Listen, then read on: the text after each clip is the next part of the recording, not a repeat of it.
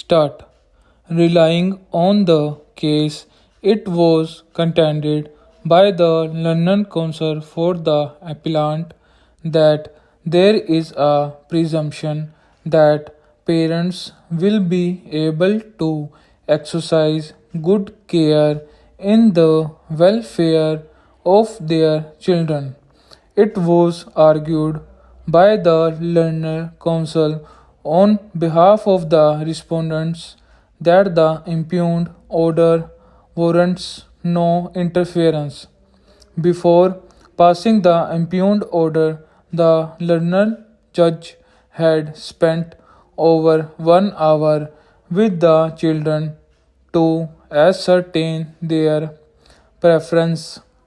The children have been living with the respondents since their mother's death in June 2006.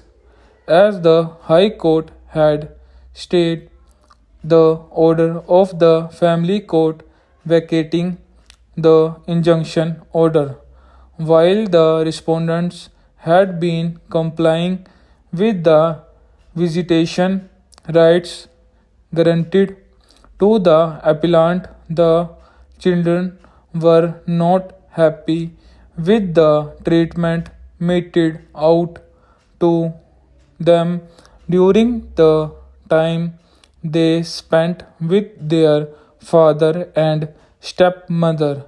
In contrast, respondent number 3, contrary to the comprehensions expressed by the appellant, has stated on record that she had no intention to marry and would devote her life towards the welfare of the children.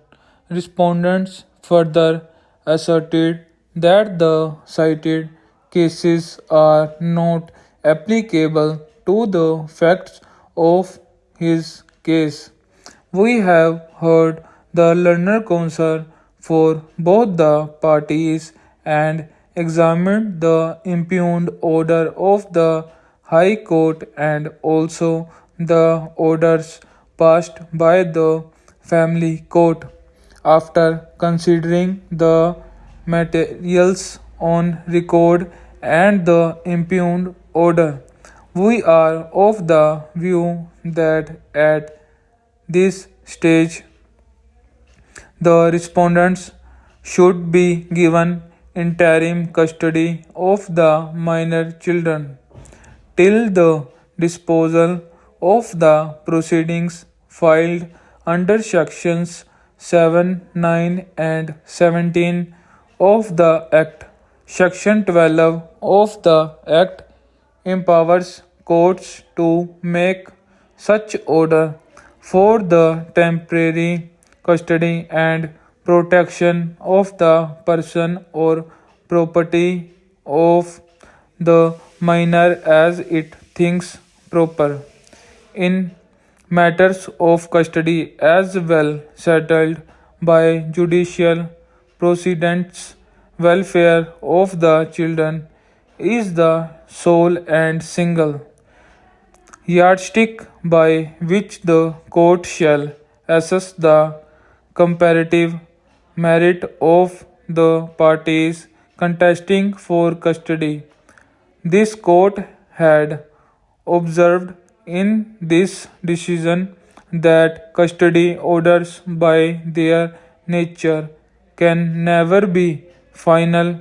However, before a change is made, it must be proved to be in the paramount interest of the children.